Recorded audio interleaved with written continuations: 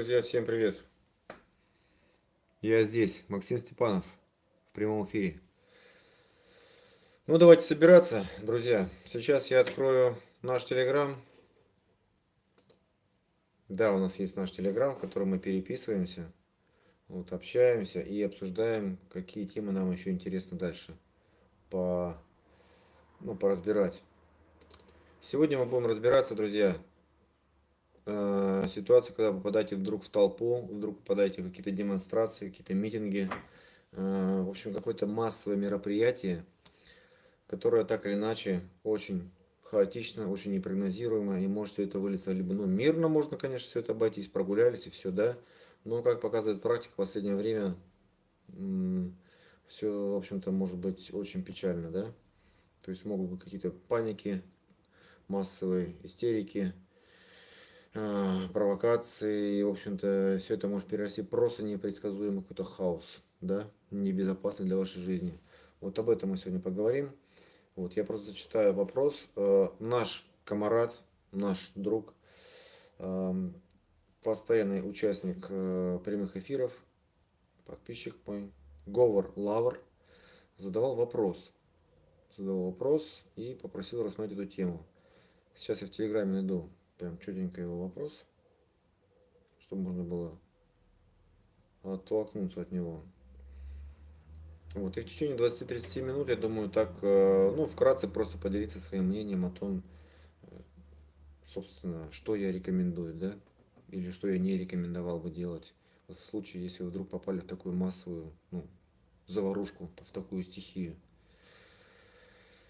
Так, сейчас, секунд, пока собирайтесь, и будем обсуждать эту тему. Как показал год предыдущий, да, 2020, ну, помимо того, что он там удивил нас мировой эпидемией, коронавирусом, он еще был богат на всякие разные вот эти события в плане массовых таких движений, да? То есть, когда люди просто выходили на улицы. Это Белоруссия, это Россия, Хабаровск, помните, да? И это, ну, это Москва периодически.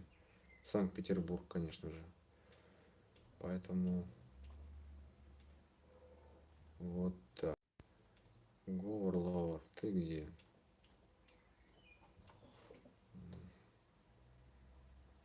Вот уже трое, я вижу. Трое в чатике. Друзья, всем привет. Напишите, пожалуйста, в чате, ну, что вы есть, кто здесь. Чтобы я, да, персонально. Вот Говор Лавр здесь. Всем привет. Алексей Грек, добрый вечер. Привет. Говор Лавр. Я тут. Я не могу найти твой вопрос. Я хотел просто его продиктовать, зачитать, чтобы оттолкнуться. Но можешь прямо здесь еще в чатике написать, что же ты хотел бы узнать. Потому что сегодня я отвечаю на вопрос нашего товарища. Так, где же он задал вопрос? Где же он задал вопрос? Не могу найти.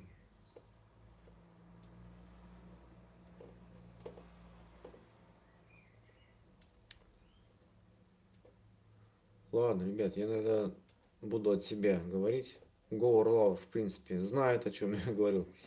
Как я помню тут вопрос, вопрос звучал так. Говор Лавр, если что, поправишь меня, окей? Вопрос звучал примерно следующим образом. Что делать, если вы вдруг, кстати, интересное слово, да, оказались прямо в гуще событий какой-то массовки, ну, то есть какие-то массовые движения, будь это митинг, демонстрация, шествие, парад, что там еще может быть, перерастающий, короче говоря, может быть, резко это все вспыхивает, да, как пожар, в бунт какой-нибудь, мятеж, революцию, черт подери, да. То есть какие-то такие штуки, где начинаются какие-то, ну, реально боевые действия, да, с оружием или без оружия. То есть все это чревато тем, что людей давят, вот просто давят людей. Кто упал, про него пробежались толпа, не заметили, и просто насмерть людей задавили. Вот так вот. Потом что может быть? Ну, в толпе, в хаосе таком может быть и всякие разные там взрыв пакеты, да, всякая стрельба начинается. Ну, в общем, много чего там может быть. Короче говоря, ребят, эта ситуация полностью вообще малоуправляемая. когда вы оказываетесь в центре толпы, тем более, это просто. Потому что сама по себе толпа — это массовая психология, совершенно отдельная от психологии личности. То есть, если личность еще более-менее как-то может адекватно оценивать какие-то действия, там, свои помыслы, желания и чувства, то толпа, представьте себе мощный такой поток, типа реки с мощным течением, да? Вот это вот и есть как бы ну, народная такая толпа, которая течет просто вдоль берегов, а, чисто вот как это называется, ландшафт, да, рельеф местности. Допустим, по улице, да, какой-нибудь там, или по проспекту. То есть вот эти стены, это являются как берегами. И вот эта вот лава, да, можно даже так сравнить. Вот эта вот лава, вот это вот поток мощный, людской, человеческий, он просто идет в одном направлении. И если вы оказываетесь в центре этой толпы, то, ребята, задумайтесь, как вообще там оказались? Ну, это просто, не знаю, отдаться, так сказать, на волю случая. Вот так просто. Поэтому, друзья, я не знаю, случайно там оказались во время демонстрации или намеренно туда пошли. В любом случае, я бы рекомендовал что? Я бы рекомендовал все-таки не быть в центре, не быть в середине. Я бы рекомендовал быть все-таки ближе к периферии. Но если уж вы туда пошли, или вы если там как-то случайно оказались, то есть где-то ближе все-таки к периферии вы не должны лезть в центр, вы не должны быть в гуще самой, да, в центре. Вы должны все-таки быть больше с краешку. А еще лучше, вообще идеально, идеально, да, заранее, если вы вдруг где-то увидели толпу или шум какой-то или гам, и видите, вот эта толпа идет, да, сразу, прям вот перпендикулярно этой толпе, сразу надо уйти с дороги. Прям вот сразу же надо смыться, понимаете? Потому что толпа очень быстренько набирает обороты, хоп-хоп, и вы там раз и в центре уже оказались, и вместе с этой толпой кричите, шумите, речевки, это очень эмоционально. Ведь поэтому люди любят потуситься, поклубиться, потому что социальные животные, поэтому любят всякие рок-концерты, всякие йоу-йоу, рэп, там эти самые тусовки, дискотеки и так далее. Потому что все это дает это ощущение древнего, древнее ощущение сопричастности некоему стае, племени, стаду, когда все в унисон, когда вот этот ритм, когда это все одновременно, эй, гоу, гоу, когда вы сливаетесь, ну, и ваша личность растворяется. По сути, это тоже есть некоторая религиозная такая штука в плане вот этих вот массовых всех шествий. Шествия, да, даже есть такие массовые шествия с факелами, да, там, или там, да, вспомните все эти, допустим, 30-е годы, да, 20 века. Практически одновременно в таких странах на тот момент, в этих странах практически одновременно проходили одинаковые явления. То есть очень сильный был упор на то, чтобы растворить индивидуальность, растворить личность в группе, в общности людей. Понимаете? Для этого были придуманы всякие разные олимпиады, всякие разные вот эти вот, чтобы все строем ходили, равняясь смирно, всякие фигуры, вот они лепили из людей. Ну, вспомните черно-белые фильмы, да, когда что советские фильмы смотрите, что, допустим, какой-нибудь немецкий тех времен. Ренни Лихтеншталь, блин, Лихтенфельд. Вот не могу вспомнить. Короче, была такая девушка, немка, она ну, является действительно там режиссером, таким, да, художником, с художественным взглядом. Рени Рифеншталь. Поправьте, если я ошибаюсь, Лени Рифеншталь. Возможно, так ее звали. Вот она вот делала как раз эти фильмы, посвященные всем вот этим массовым шествиям, массовым тусовкам. Как Адольф Гитлер выходил, и вся публика там еще приветствовала Зигуя. Как там, я не знаю, то же самое в Советском Союзе, да, понимаете, все эти съезды, все эти речевки, все эти митинги, все эти эй-эй в одном порыве. Вот прям народ, ну, перло. Это реально сильный ход, очень такой пропагандистский, понимаете. Там же, наверное, корни берут все эти парады. Так, немножко я отдалился, да, что же делать? Ну, вот. Короче говоря, я лично не рекомендовал бы ну, попадать в вот эти в гущу событий, потому что там это, ну, это хаос, просто хаос и все. Вас раздавят, растопчут. Толпа — это вообще очень непредсказуемая среда, э, очень легко подвержена какой-то панике, потому что она изначально состоит из разнородных элементов, которые, ну, очень разные. То есть с виду кажется вроде бы одно целое, да, а по факту это все-таки такие разнородные личности, и кто как поведет себя вот эти личности в ситуации ну, какой-то опасности, вдруг какой-то взрыв, или кто-то куда-то там призвал караул, пожар, или там вперед, или ура, или отходим, или убивают, смерть. В это время все реагируют по-разному, и из-за этого возникает нескоординированный этот хаос, да, и очень сложно управлять. Может быть, специально даже, ну, бывают такие провокации, когда, ну, нужно, так сказать, использовать людей. Знаете, как у этих у политиков называется? У политика все называется словом ресурс. Вот все ресурс. Там финансовый ресурс, административный ресурс, человеческий. И вот они, политики, как администраторы, да, они используют, ну, все ресурсы, в том числе и человеческие. Вот и все. Потому что ресурсы нужны для того, и кто больше, это как в игре какой-нибудь компьютерной, да, ну или вообще в игре. Кто больше накопит разных ресурсов, тот типа, блин, ну и самый крутой игрок и выходит на другой уровень. Вот тот побеждает.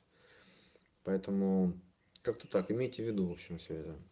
В толпе вы просто толпа, частичка всего этого, и не более чем.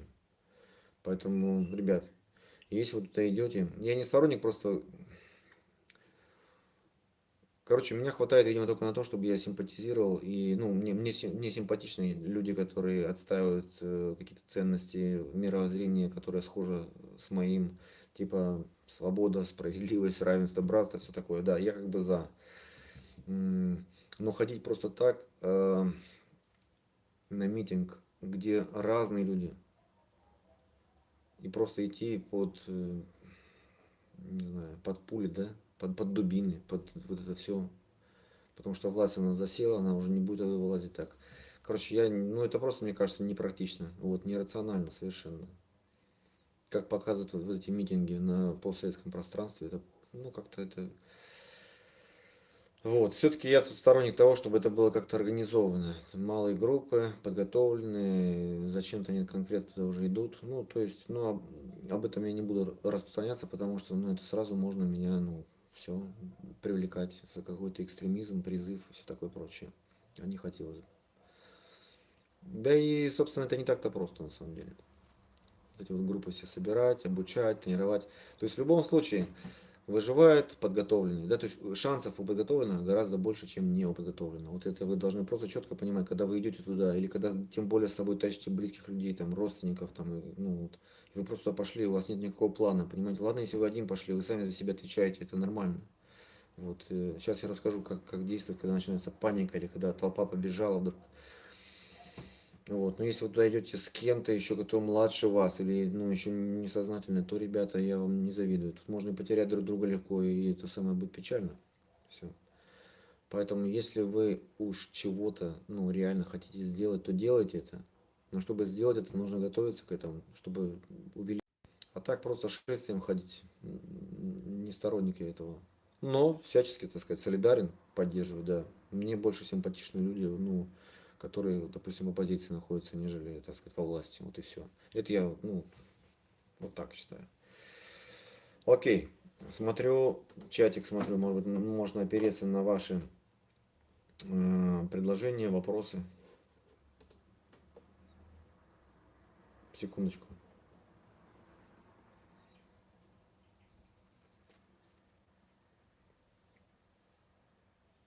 Вот Гор Лаур уточняет. Хорошо. Спасибо тебе большое. Сейчас зачитаю. Говор Лаур пишет.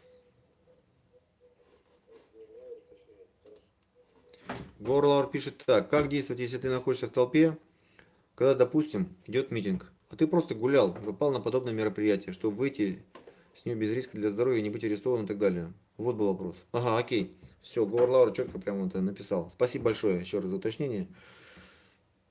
Рассказываю, ребята. Мы же тут, в принципе, ребята ушлые, матерые, да? Подготовленные.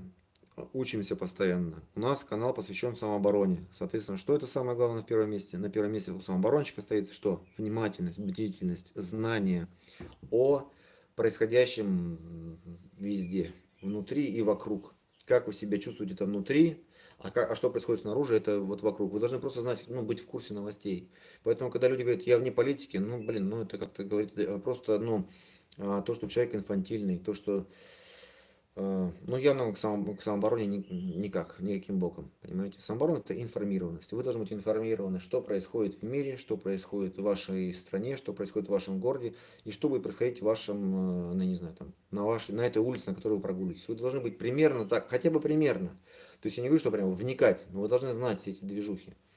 Потому что все это так или иначе скажется, ну, на вашем качестве жизни.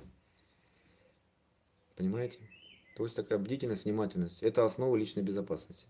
Поэтому заранее узнавайте, если на этой улице какие-то планируются митинги или шествия, вы на этой улице просто не гуляете, вот и все.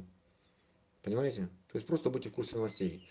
Далее, окей. Как я уже сказал, вы, допустим, вы идете по улице. Вы же не можете сразу в центре толпы оказаться, правильно? Вы сначала какие-то будут делать кричалки. То есть вы сначала, может быть, услышите, да? То есть когда вы гуляете, находитесь в состоянии бдительности. Поэтому я говорю, ребята, медитация — это, блин, не просто так. Ну, типа, от фонаря. Это реально рабочее упражнение для самообороны. Вы должны быть внимательны, вы должны развить свою внимательность. Поэтому гуляйте, а сами находитесь в состоянии внимательности, бдительности. Услышали какой-то звук, посмотрели туда. Видите, там толпа. Ребята, толпа — это опасно. И сразу же уходите перпендикулярно. Не от толпы уходите, от толпы вы далеко не уйдете. А сразу перпендикулярно. Сейчас я вам даже продемонстрирую. Смотрите. Вот доска у меня тут есть. Буду вам как учитель объяснять в классе. Смотрите. Вот, допустим, дорога, да? Видно?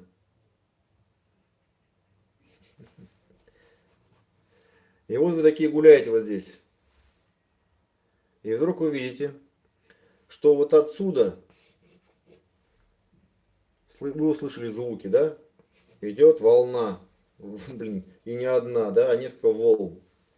Понимаете? Это как, я не знаю, течение реки прорвало трубу, понимаете? И вот это течение двигается прямо на вас. Вы сначала услышали, потом посмотрели туда, смотрите, елки-палки, а там просто много-много-много людей. И, соответственно, эти люди двигаются к вам, потому что им больше некуда двигаться. Потому что эта дорога вот такая. Это берега. Видите, вот это берега.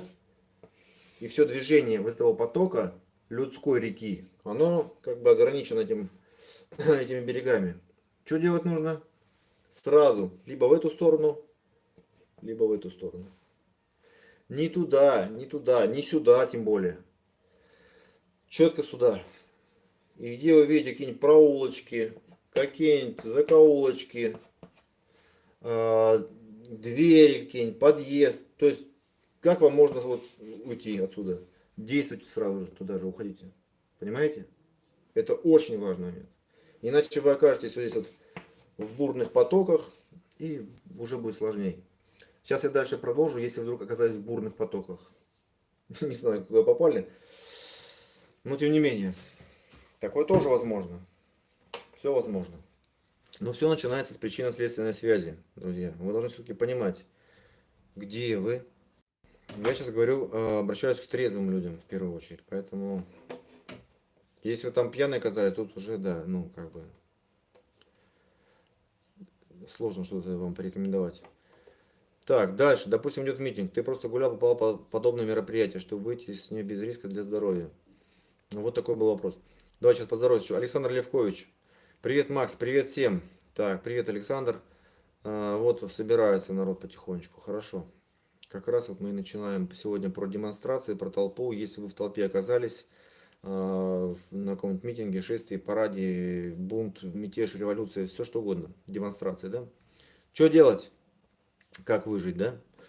Идеальный, конечно, совет вообще туда не попадать. Заранее просто обходить это далеко-далеко. Так, а ты прогулился. Значит, здравия всем самооборонщикам, пишет Земля плоская, космоса нет. Говор Лаур, надо обкакаться, обмазаться каками, и тогда никто не сможет вас тронуть. Кстати, этот совет не лишен смысла. Где-то в чем-то, да. Это когда уже началась паника, когда начинают всех крошить, мочить, зачищать. Ну, всякие разные силовики, вот эти, которых развелось очень много. Тогда вот лучше, да, кричать: помогите. Ну, в общем, притвориться потеряшкой, полной жертвой такой, измазаться в грязи. Это вот, да, да, есть шанс, что как бы меньше. Вчера предварительно, да, ребята, я проконсультировал еще одного следующего человека, специалиста, такого очень хорошего, Сифутуник Игорь Юрьевич. Вот. Ну и как-то я утвердился там в своих тоже идеях, ну, по этому поводу, инструкциях. Ну и тоже от него услышал очень много интересного. Поэтому поделюсь сегодня. Так, Земля плоская, космоса нет, пишет Горлауэр. Надо жить в благополучном районе Москвы. И тогда не будет такого сброда там. Я не знаю, это вот совет какой-то, не знаю. Этот я не понимаю совет. Что значит благополучный район Москвы? Где это? И причем тут сброд? Ну да ладно. Так, Горлава. Фанаты в центре города так и не возникают, а там будет и ОМОН. Они обычно выезд делают за город, для этого как раз подальше от всех. Сейчас не про фанатов, я так понимаю, речь, а речь идет про политически окрашенные акции. То есть, когда гражданское есть, ну, какой-то протест, какой-то митинг, какой-то гражданское, ну, акт выражения, так сказать, своего мнения. Фанаты в основном, да, они, ну, как бы, ничего такого, мне кажется, страшного не делают. Ну, бывает, конечно, да, но надо вовремя просто куда-то ноги рвать и все, так они чужих не трогают, которые к ним никак не относятся. Так, земля плоская. Так, сейчас. Где ты пропустил? Александр Левкович. Говорлаур, даже если ты попал между двумя фан-группировками, то не факт, что тебя начнут лупить. Бочком от них. И если ты не одет в цвета одного из клубов, вряд ли они к тебе докопаются. Ну вот как раз, да, подтверждает Александр, все так же. Так и есть. Они к мирным гражданам, ну, гражданам, которые не футбольные фанаты, не болельщики, они как-то так ровно совершенно. Можно, конечно, попасть под раздачу, но тут да. Александр Левкович, да, все правильно, они поймут, что он не играет с ними и не будут его бить. Они все культурно образованные, обеспеченные люди с очень высоким уровнем IQ. Шансы всегда получить есть. Это я попозже расскажу, что такое агрессия, что такое, ну, массовый психоз. Просто всем под раздачу. Это просто от самого же страха. Вы когда боитесь, вы начинаете агрессировать очень сильно. И чтобы ничего не вышло, на всякий случай вы просто окучиваете всех. Тем более, если у вас есть на то какие-то полномочия, данные вам государством, там дубины у вас, ну, какие-нибудь еще. И вы не один, а вы, так сказать, с группой поддержки. Фигачите всех подряд. Ну, просто это как бы настолько естественное поведение животных, такое доминантное, с перепугу, чтобы все боялись. Так, Говорлав, не все ультрас есть. Земля плоская, пишет Говорлав, брать одного в заложники. Шутки шутить изволите, да? Александр Левкович, земля плоская, я оценил ваш юмор, утверждаю, что далеко не все из фанов отморозки маргиналы. Ну, кстати, да, там разные люди есть. Но я, честно говоря, не понимаю. Это мое мнение. Я считаю, что это... Мне лично это вообще не близко.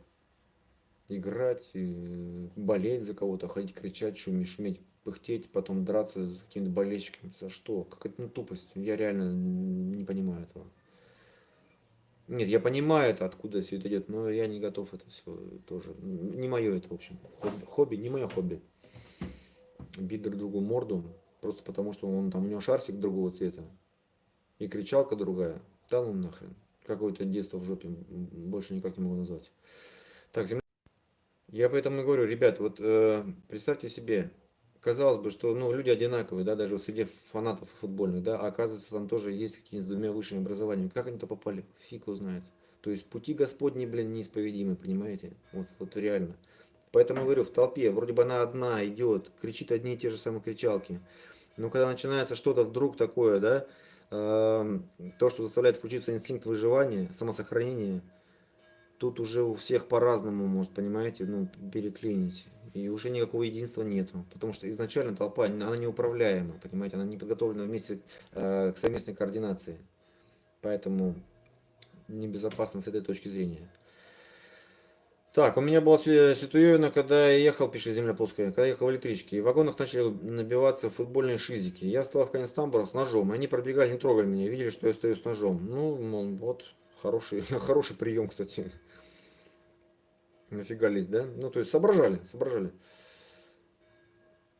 Так. Я был готов баренство от всех ножом, так как там были фаеры, крики, кровь, зубы летели. Мгм. Спортсмены, что с них взять? Земля плоская. Кстати, они не одеваются так в клубов. Они все одеты по-разному. В вагонах много избили кого просто левых. Сейчас времена ультрасов прошли, их жестко под контроль взяли МВД, ФСБ. Они уже не те, что были в начале 2000-х. Об этом можно не говорить уже. Ну вот, кстати, я и не собирался про них вообще говорить, про этих фанатов футбольных. ФГФ, привет. Как дела, здоровье? Спасибо, дела потихоньку, все хорошо, здоровье в порядке. Земля плоская. Футбол и около футбола для внушаемых изначально разработка спецслужб, чтобы масса молодежи избивать друг друга и были заняты друг другом. Может быть. Вполне допускаю. Александр Левкович, Макс, я согласен, что бить людей за цвета другого клуба это глупость и маргинализм. Ну, так все происходит в этой жизни. Разделяя власть, этот принцип работает, работал и будет работать. Разделяя власть. Так просто проще управлять. Во-первых, как бы, ну, дается людям спустить пар. Э, Для чего это еще нужно?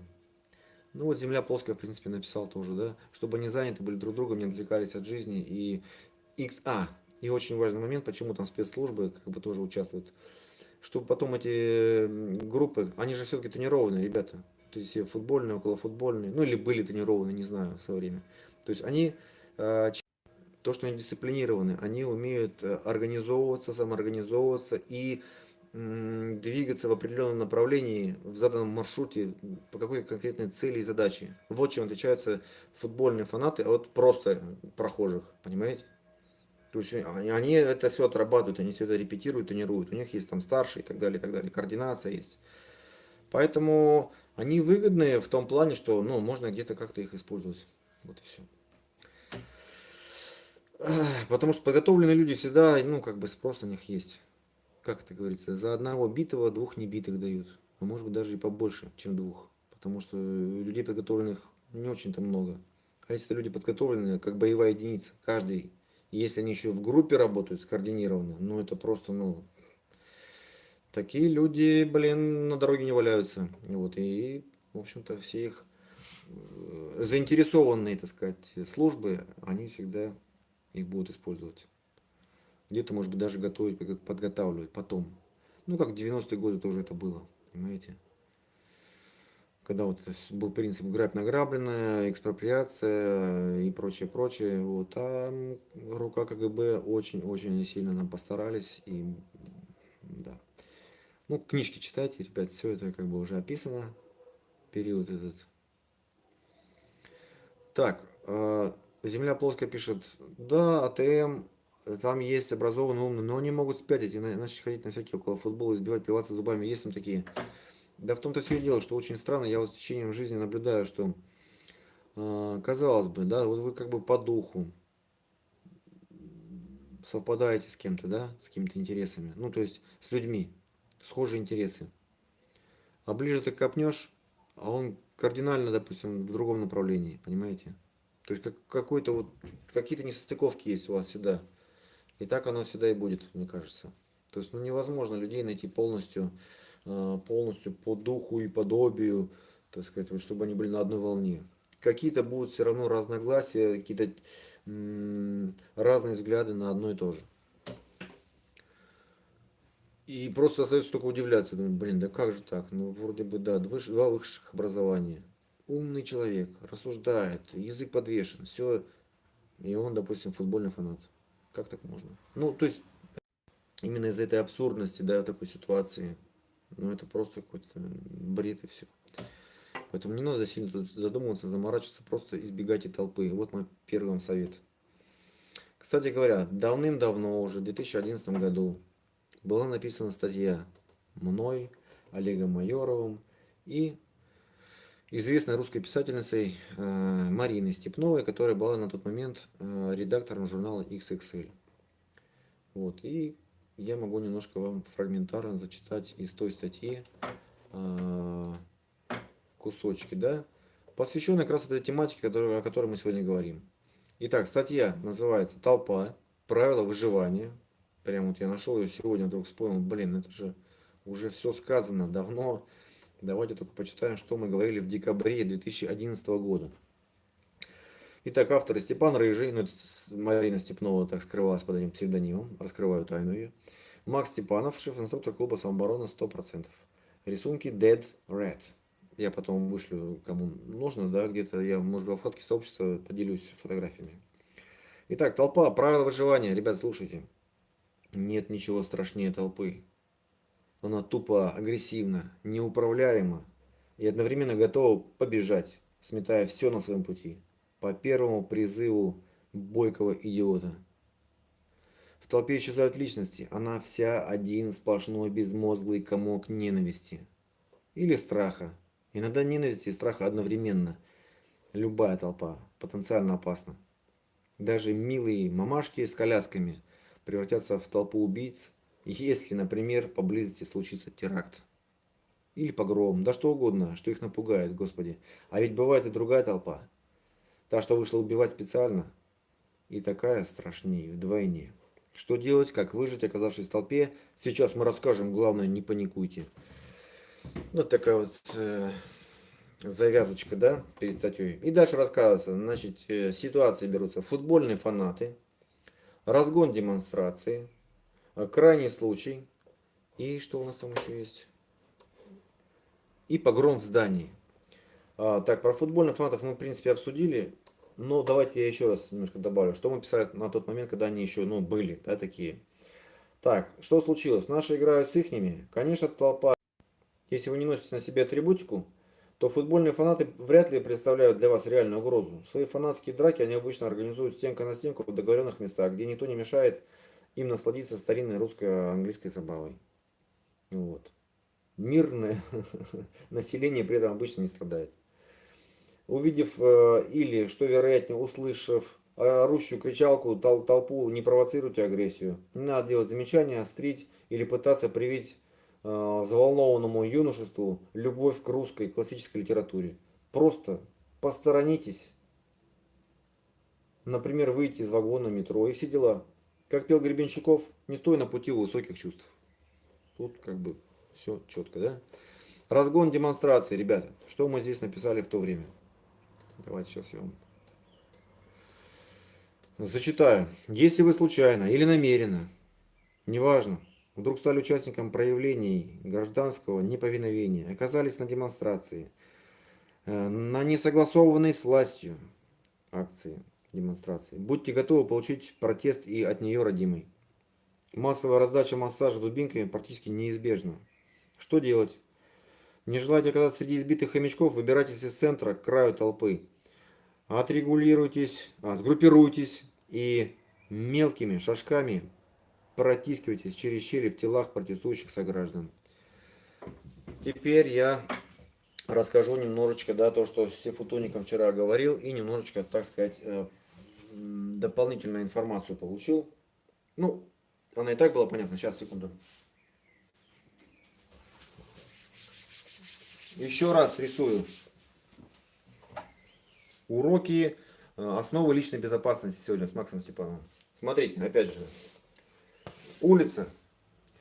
Берег правый, берег левый. И идет эта толпа, подобная, так сказать, реке. Смотрите, друзья. Вы находитесь в середине, например, да? Каким-то образом. Тут раз и оказались там. Ваша задача, первое, запоминайте, первое. Сохранять скорость такую же, которая у толпы. То есть не медленнее двигаться, не быстрее двигаться, а именно с такой же скоростью. То есть какой скоростью она двигается толпа, с такой же скоростью должна вот, и ваша тушка должна двигаться там же. Понятно? Потому что если затормозитесь, вас собьют. Если сохраняйте скорость движения толпы. Дальше, второе правило. Какое второе правило?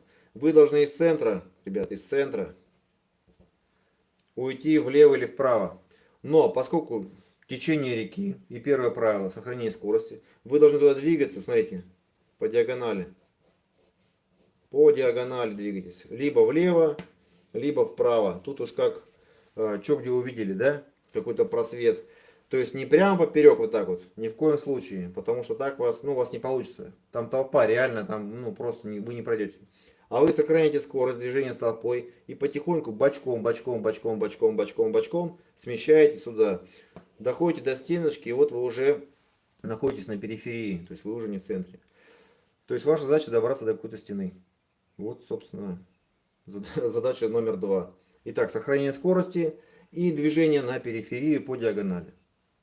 По-моему, все логично, да, объяснил? Все.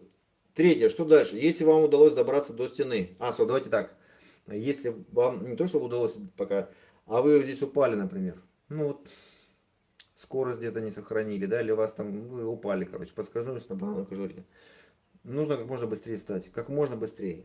Поэтому за любую ногу, которая проходит мимо вас, хватайтесь, поднимайтесь быстрее. Вот, ну, просто так удобнее будет. Схватились, поднялись, как на дерево залезли. Все, и вы опять в строю, вы опять вместе, только неизвестно в каком, да? Все. То есть, если упали, быстро вставайте, пользуясь проходящими рядом ногами, телами и так далее, и так далее. Хватайтесь, цепляйтесь. Все, прошли до стенки, и у стеночки, смотрите, вы здесь у стенки, по-любому будут какие-то проемы, какие-то там, я не знаю, балконы, окна, двери, подъезды. Вы должны попасть в подъезд. Увидели подъезд, зашли в подъезд. Зашли на второй, третий этаж. Все, достали, я не знаю, там книжку Чехова, блин, и сидите, читайте. Ждите, пока вот это вся шум, гам весь иссякнет. Позвоните по телефону своим родным, близким, знакомым. Ну, типа, где вы, что случилось и что происходит.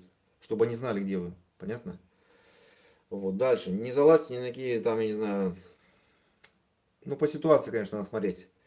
То есть, если вы куда-то залезете на какую-то лестницу, например, да, если это быстро происходит, то нормально, действуйте. Залезли и смылись. Но не зависайте там долго, потому что вы вызываете внимание и, ну, привлекаете внимание. Вроде ровная толпа, а потом бац, один высовывается и где-то над кем-то нависает. Вы либо координатор, получается, с точки зрения наблюдателей и всех остальных, да, режиссеров вот этих всех, так сказать, игрищ. Либо вы, блин, вас могут принять за снайпера. Вот. Так что тут ребята и могут снять вас, так сказать, вот так. Ну, война, война, все спишет. Так что вот, такие основные моменты. Само собой, нужно тренироваться, нужно готовиться. Тренируйтесь в метро, когда большая толпа, вы ходите, пытаетесь так вот извиваться, изгибаться. Поэтому вопросы есть по схеме. То есть вы движетесь в потоке со скоростью потока и по диагонали смещаетесь на периферию к берегам, к стенкам. А дальше растворяетесь где-нибудь в подъездах, в переулках и так далее. Подбородок прижат, понятно, да? Что еще? Коленочки подсогнуты. Ну, то есть, как бы тут принципы всех боевых искусств, они очень подходят. То есть у вас должна быть устойчивая позиция. Вы должны быть сгруппированы, вы должны быть обтекаемы. У вас насчет одежды. Одежда не должна быть слишком такая распашонистая, чтобы вы нигде не зацепились, чтобы вас не могли схватить. Ну, джинсы, нормально. Куртка какая-нибудь такая плотненькая, так, чтобы она не распашонка была. Желательно не короткая. Ну, скажем так, до середины бедра. Да, чтобы вас не стащили с нее. Желательно никаких пуговиц. Просто на молнии. То есть просто расстегивается, просто застегивается. Вот такие вещи. Минимализм в действии. Вот просто минимализм. Если уж там пошли туда, то это должно быть просто минимум такой. Все должно быть рационально. Никаких оттопыривающих карманов, никаких этих шарфов. Вот этого всего не нужно. Шарфы оставьте этим самым болельщикам, да? Футбольным. Разобрались? Так, разобрались. Наверное.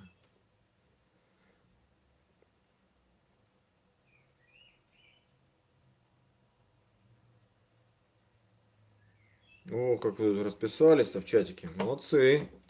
Вот это я приветствую. Только не ругайтесь, главное, да? Так. Ух, как тут. Ну, какие-то ситуации, может, у кого-то случались. Потому что у меня таких ситуаций не было. Чтобы я оказался... Не, ну, может, и были, конечно, когда-то. Но, опять же, во-первых, я не сторонник, ну, вообще массовых таких мероприятий. И никогда не хотел бы сливаться с толпой и быть там, потому что... Блин, ну, потому что не люблю этого. Вообще не люблю. Кричалки вот эти, шумелки. Эй, все. Нет, не мое. Поэтому я этого всего и буду избегать. У меня чутье на это просто такое природное. Вот, если там оказался, то я буду по-любому туда, ну, линять, просто валить. Потому что все это, ребята, до добра не доведет. Какой-то где-то взрыв, какой-то где-то шум, какой-то где-то пожар, какая-то стрельба начнется. И это все, вот это все человеческое, многоруки, они побегут. Если вы упали, то побегут они по вам. Поэтому, тем более, да, мы не дошли еще до того, как приехали космонавты. Приехали космонавты, что делать? Да? Какие тут можно советы дать, рекомендации? Вот, допустим, они стали зачищать, да, не стали вламываться, да, в толпу, расчищать, кого-то выхватывать. Вот тут уж надо притворяться ветошью, прямо такой жертвой, такой прямо потеряшкой таким. То есть вот тут где-то земля плоская писал, что типа лицо там себе измазать. Да, можно прямо вот какой там пылью, грязью измазать лицо, вы такой бедолашка. Все вроде более-менее нормальные люди, а вы такой прям бедолашка, такой жертва. Вот. Дальше хныкать, голову руками прикрыть, в это, выйти и так далее. То есть, возможно, скорее всего, возможно, шансы повышаются на то, что вас просто не тронут. Какой-то, блядь, не представляет угрозы. Никакой опасности не представляет. То есть вы должны быть, ну, такие вот, не опасные, короче говоря. Но, как я говорю, если это ребята не супер-пупер спецназы какие-то обученные, да, это просто какие-нибудь солдаты, да, внутренние войска, ну, просто вас будут дубасить все равно. То есть неизбежно вам может прилететь ботинком, сапогом или дубиной по черепушке. Так что вот так. Тут вообще как бы сложно что-то прогнозировать, понимаете? Мало того, что наша жизнь, она, собственно, слишком детерминирована для нас, мы мало управляем своей жизнью, понимаете? Рождаемся, умираем, болеем и много-много другого. Все процессы практически происходят без нашего на то влияния и воли. Тем более в толпе, если вы оказались, все. То есть, ну, просто. Насчет щепки уточнение. Если вы упали, то ни в коем случае поперек не располагайтесь в течение реки, вот этой вот людской, а старайтесь все-таки развернуться как-то вот, чтобы это было вдоль, и вставайте на ноги. Ну, понятно, да? Потому что если поперек, вас слишком много, вас просто, ну, вам не дадут встать. Так, поэтому не люблю я еще и концерты разные все, не понимаю этого всего кайфа от того, когда народ собирается, толкается, пихается, и это мне просто чуждо это по, ну, по своей вот натуре не могу это терпеть.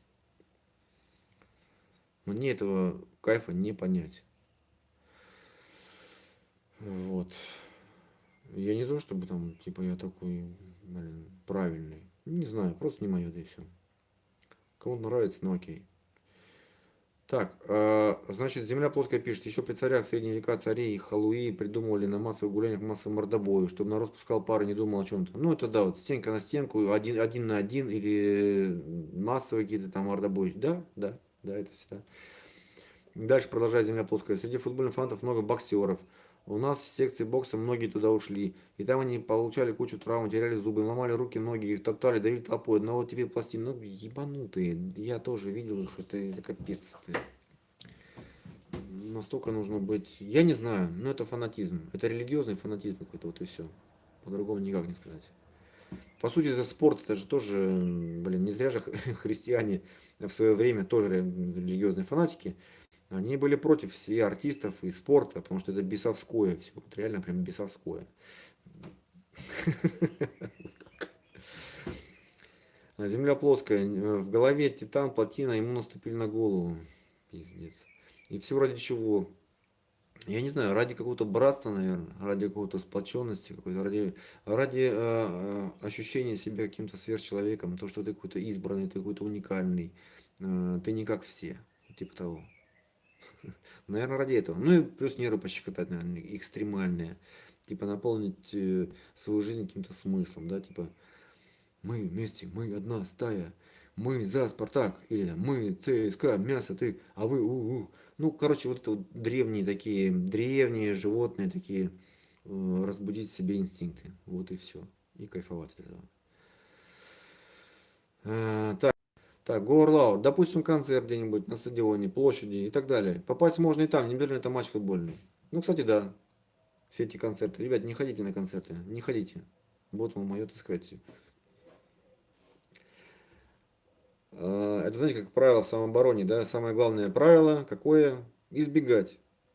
Избегать просто потенциально опасных мест. Но если мы говорим о самообороне, все-таки мой канал еще называется «Самооборона», может быть, скоро я как-то по-другому его назову. Но, по идее, если правильно, так сказать, размышлять о самообороне в широком смысле, да, то это именно ну, широкое понимание вообще образа жизни, понимаете, образ жизни, безопасный. Когда вы думаете, прежде всего, рационально, мыслите о себе, думаете, избавляйтесь от разного хлама, вы не зависите от общественных каких-то таких догм, стереотипов, шаблонов, понимаете? Вы не лезете во все эти, ну, тусовки, массовые мероприятия. Вот так. Поэтому вы там просто не оказываетесь. Поэтому первое правило самообороны это избегать. То есть, ну зачем вы лезете туда, где, ну, реально как-то небезопасно? Нафига?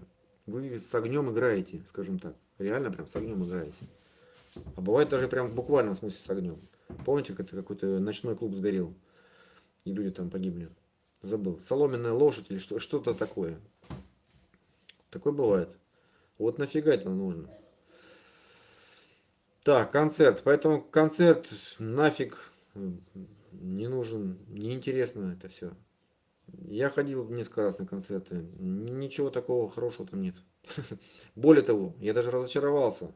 Один раз, благодаря концерту, был такой певец Сергей Шнуров, группа Ленинград. Вот. И мне как-то нравилось их творчество. Давно, давно это уже было. Ну, нравились вот эти вот разухабистые песенки, достаточно такие откровенные, такие ироничные. Ну, то есть чувствовал, что человек как бы умный и в то же время стебется. Ну, нравится. Шнур продался. Да, я в курсе. Вот. Это его личное дело. Окей. Так вот, нравился, значит, мне его как бы вот этот подход, творчество и так далее. Но тогда, когда я слушал это просто там, ну, включаю, допустим, я не знаю, в интернете нахожу, в Ютубе или ВКонтакте песенки и слушаю, как бы так иногда, периодически, просто нравится. Но когда я пошел на концерт, благодаря концерту, я просто увидел, что это такое изнутри, какая публика к нему ходит.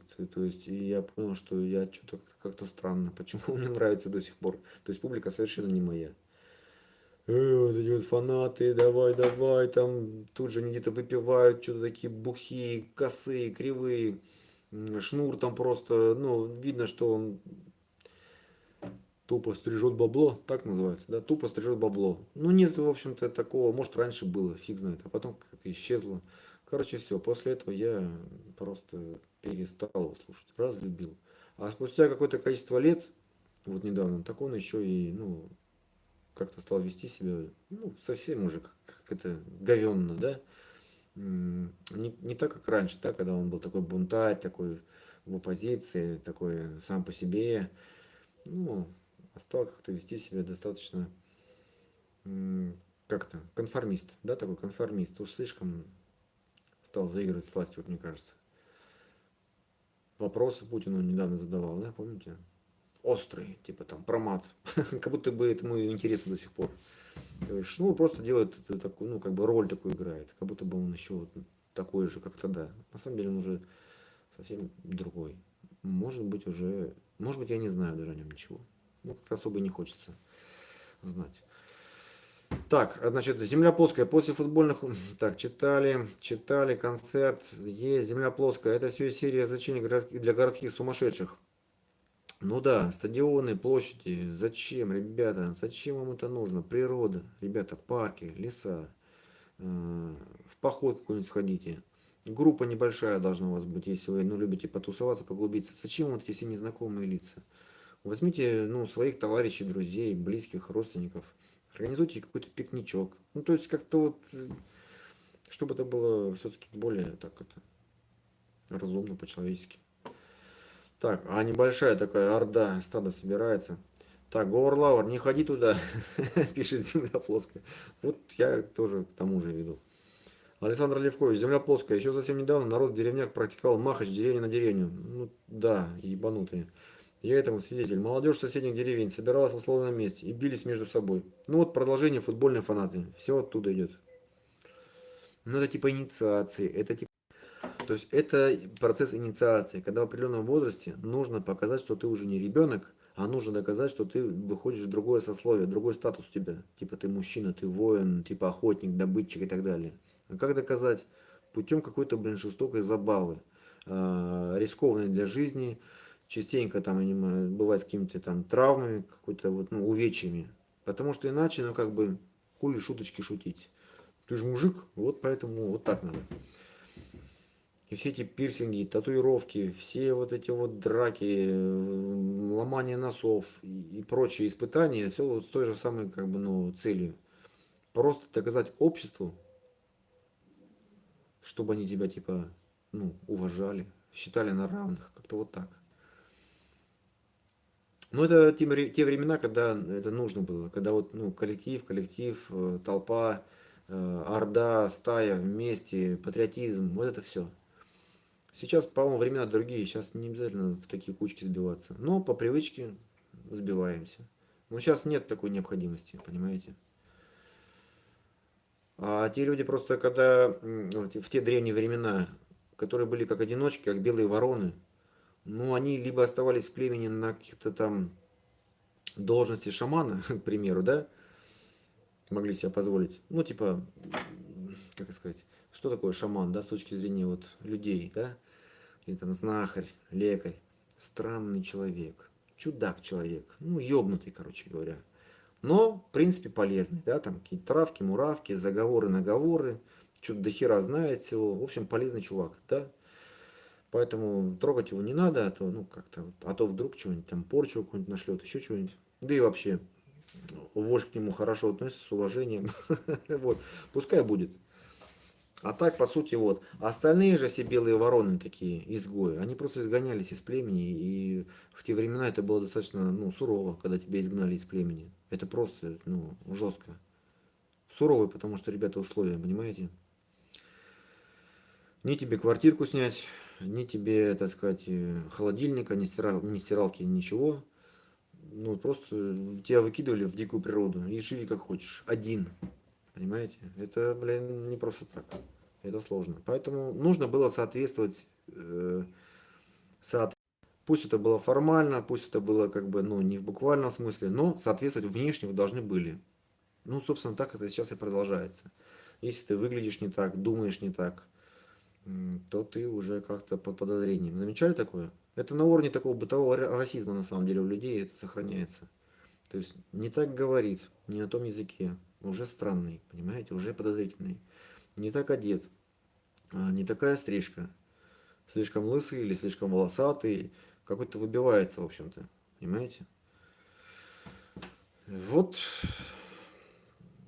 есть опасности, да, быть одиночкой, потому что толпа тебя может просто растерзать. Так, Говор Лавр. Там куча всяких фанов, исполнителей, тем более находящихся в нетрезвом виде, тогда они могут быть непредсказуемы. Ну, про алкоголь вообще, ребята, я вам постоянно говорю, что алкоголь это лишний, дополнительный фактор. Практически всегда это является основной причиной всех насильственных преступлений. Драки, поножовщина, ограбление, изнасилование, грабежи, вот все, что, ну, такое, понимаете, связано с применением насилия, потому что, блядь, применение насилия это отсутствие э, тонких форм манипуляции, скажем так, понимаете? Это настолько примитивно, да, что даже по старым воровским законам, я имею в виду какой-нибудь там, не знаю, конец 19 века, начало 20 века, убийцы среди воровского мира, среди преступников, они считались за каких-то, ну, отморозков, ну, так оно в принципе и есть. То есть человек ни на что не способен, кроме того, как взять и кого-то прибить. Ну, понимаете, да? А элита воровского мира были всякие жулики, типа мошенники, типа карманники, которые все делали без шума, пыли, без этого, ловкость рук, понимаете? То есть, когда э, некий гражданин, лох, сам отдавал деньги, ну, типа Остап Бендер, понимаете, вот такие вот штуки, да, авантюристы такие, либо карманники. А те, кто, ну, морды бьют или там кто-то убивают кого-то, ну, это считалось какой-то, ну, просто, ну, трэш. Потому что, во-первых, это очень тупо, ну это правильно, да? Тут слишком большого ума-то не надо. А во-вторых, это привлекало внимание полиции, там, правоохранительных. Из-за громких преступлений, в общем, страдали все остальные. Так, ну я просто о том, что как даже вот в среде преступников относились к насильникам. Понимаете? Явно, нет, не было явного уважения, понимаете? Может быть, потом, со временем, сейчас вот как-то поменялись времена, с 90-х, типа, крутой парень, мачо, который готов сразу кидаться в драку, всех бить, мочить, такой отчаянный парень. А по сути, ну, морозок. Просто без мозгов и все. Зачем? Чего ради? Так, Земля плоская пишет. Александр Левкович. Да, им нравятся старые традиции, навязанные, возобновляют. Народ вообще любит много чего, что не идет на пользу. Ну, как там у Васи Обломова в песенке поется? Любит наш народ всякое говно. Вот это не только наш народ, это просто, ну, просто люди. Мы все такие, в общем-то. Мы подвержены этому. То есть нам так кажется, что мы такие, типа, самостоятельные, независимые. А как попадем под влияние вот этой стихии, вот этой среды, под влияние идей, и можем этим заболеть, понимаете? Потому что это настолько древнее, понимаете, внутри. Оно ждет своего часа, понимаете, когда мы вдруг вскинем руку в приветствии или закричим «Ура!», «Да здравствует Сталин!», ну как-то вот это вот все. Страшные мы люди, понимаете, страшные. Поэтому лучше бегайте людей. Совет старцев такой был. Избегайте их. Иначе это все вообще небезопасно. Ну, я вам тоже такой путь отшельника, да, рассказываю. Так, вот Раша Дэд здесь. Привет. Очень интересно, психология масс. Да, что там интересного? Психология масс это подобно стихии, просто река, которая несется, или лава даже, да. Помните, я вам рассказывал, приводил цитату Ницше, Фридриха нашего, который говорит, что культура подобна тонкой яблочной кожуре. Когда вы убираете эту шкурочку, снимаете, то там, блин, лава, там просто вот, кипящее, вот это вот все, бурлящее. Вот и вся культура, она легко сметается. По сути, это культура и этот слой яблочный, о котором говорил Ницше, но он, наверное, равен толщине нашего неба. Где-то сдерживает, дает какую-то эмпатию, какое-то понимание. Но это еще надо развивать. Я не знаю, сколько на это уйдет еще времени. И потом, опять же, мне неизвестны, так сказать, задачи, цели и замысел природы, эволюции, ну, скажем так, даже Бога. Поэтому я не знаю, в какую сторону все это движется. Скорее всего, в сторону какой-то, ну, киборгов. Но это да ладно, это просто мои такие футурологические домыслы. Так, Земля. Кто им мог навязать такие традиции? Это не навязано, это именно народное увлечение. Ну, это из язычества там еще идет, да. Там вообще гораздо проще все относились. Там кровью окропить можно было, чтобы плодородие было. Или ходили, дрочили, просто, ну, увы, там, ну, в общем, это, ребята, чтобы плодородная земля была. То есть они там изображали половой акт. Я читал про языческие всякие обряды. Тут когда все полно символизма, когда действительно мать сыра земля и так далее. То есть там и все уподобляется друг другу. А, допустим, Владимир Красносолнышко. То есть прям в буквальном смысле. Почему нет? Так, земля плоская. Простой пример. В Израиле араб, забегая с кухонником в торговый центр, тыкает до 70-80 человек, пока бежит. 78 человек. Ну, не всегда же так бывает. Пока его застрелят. Трупов 20 будет, остальные инвалиды. Это общество, где пистолет решил. Ну да. Земля плоская, бокс и мордобой это забава из Англии, так как раньше все это было на ножах, и им срочно придумали бокс, чтобы установить поножовщину в Европе. Интересная концепция. Александр Левкович, читая выше, уже писал про это. Еще при царе средние века, массы гуляния. Да. Так, смотрю на доску. Да, у меня теперь доска появилась. Я теперь как это лекцию читаю вам, друзья. На доске это прям очень удобно. Так, что-то я много пропустил тут.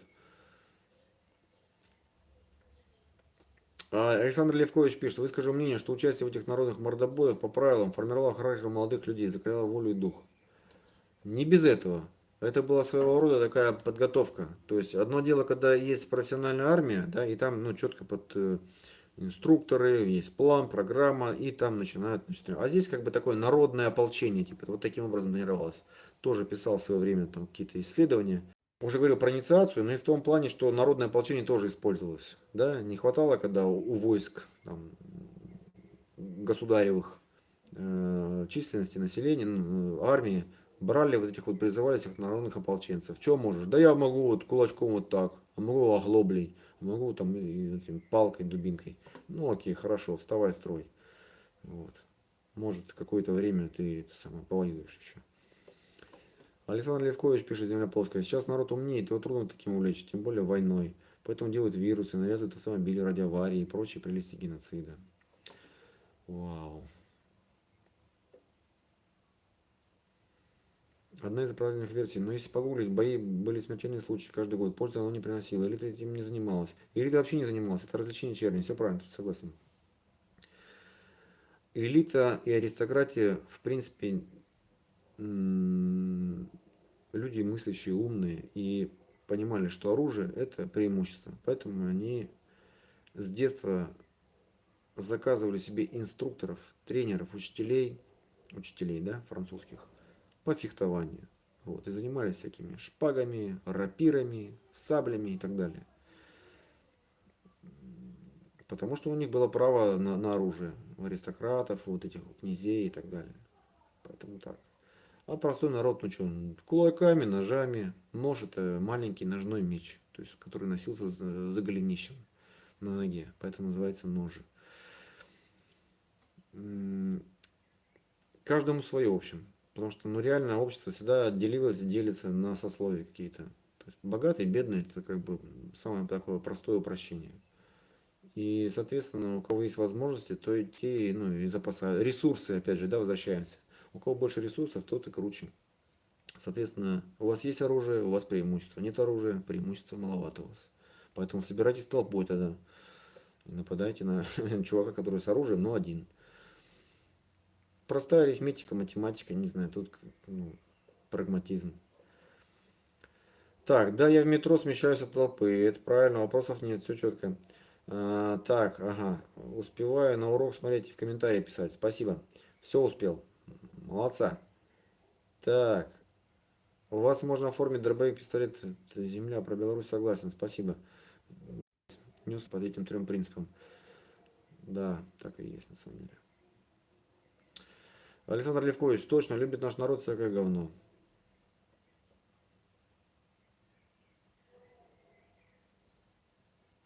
Земля плоская пишет, все верно, Макрушник это считалось низшее звено, а люди с навыками это всегда была элита. Ну, то же самое.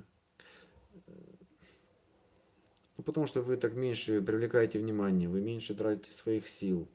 Вы демонстрируете окружающим, насколько вы превосходите их по интеллекту, ну, а не то, что взяли, блин, кастетиком и кому-то черепуху проломили. Да и наказание за это было гораздо более тяжкое. Поэтому, ну, умный человек, он пытается вообще избежать всякого наказания и в тюрьму не хочется попадать, потому что понимает, что это, блин, капец. Для чего это нужно? Поэтому туда посылали всякие вот такие ну, узколобые чуваки. Если нужно уж было решить какой-то вопрос, ну, такой же прям крайняя мера, да, то, конечно же, это дело не вор, а какой-то там баклан. Так их называли бакланами. Да, вот я пропустил, да. Человеческая жизнь, пишет Земляковская, среди бакланов, молодчиков и чужая, их ничего не стоит. Это форма извращения, когда человеку не надо ощущать себя пушечным мясом, брошенным на амбразуру. Кстати говоря, да, в этом есть какой-то кайф, наверное, у них. Они чувствуют себя, а, типа, гори синим пламенем, рви, пока рвется. Вот такое. И, ну, понимаете, философия такая, да? Типа рок-н-ролл, эй, пусть будет жизнь яркая, но короткая, блин, или короткая, но яркая. Вот так. Никого не жалко, никого. Опять же, Сергей Шнур, помните, такая песенка у него есть? Никого не жалко, никого. Вот, собственно, и все. Так, где мы остановились? Ох, ребята, вы сегодня такой чат просто живой устроили. Я не ожидал от вас такого. Пропускаю, короче, я какие-то ваши комментарии, какие-то вопросы, так что, короче, ребят, внизу чата есть такой значок типа доллар, донатик. Нажимайте его, я буду отвечать на ваши вопросы, потому что я уже потерялся среди вопросов. Сорян. Очень сегодня активная земля плоская, просто, блин. Так.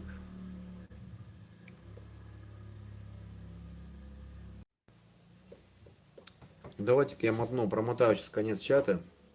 Ребят, есть вопросы ко мне? Время уже 1 час и 7 минут.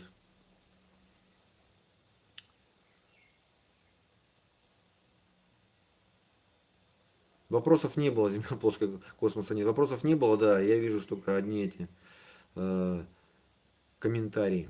Да. Так, земля это несерьезно, я лучше знаю про свою Беларусь. Левкович Александр живет в Беларуси, поэтому Ну, наверное, человек знает, вот поэтому мне кажется, не надо спорить. Александр Левкович, пишите в личку, покажу вам, есть у вас боевые спортивные пара. А, про оружие там что-то заспорили.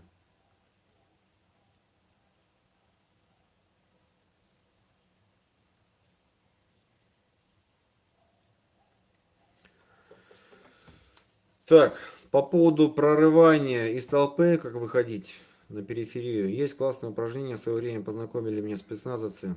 То есть в свое время, когда я стал заниматься развитием клуба своего, самообороны 100% для гражданских лиц, только для гражданских. Спорт исключался, мы занимались не спортом, мы занимались именно личной безопасностью граждан.